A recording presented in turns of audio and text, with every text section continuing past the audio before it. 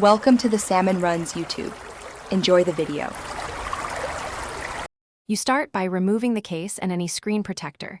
Do this now so you can see what's moving. Once done, inspect the phone edges and the mount contact points. Loose clips, worn adhesive, or a misaligned case often cause vibration. Tighten any screws or press clips back into place, and if adhesive is failing, replace it. You need to test by holding the device steady. That tells you whether the problem is the phone or the mount.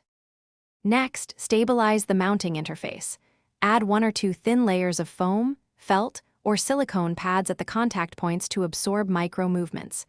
You're doing this because soft material converts shaking into friction and dampening. It stops resonance. Apply foam tape or double-sided adhesive sparingly so the phone sits firm but not stressed. Also, make sure cables or case buttons aren't pushing against the screen.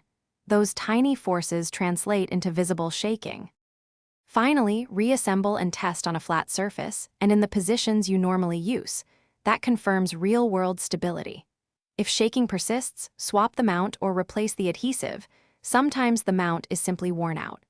You can also test with another phone to isolate the problem. If the other phone shakes, the mount is to blame. If nothing helps, remove the case and test again. Persistent vibration after that usually means a damaged internal component. Thanks for watching. Consider subscribing if we helped you.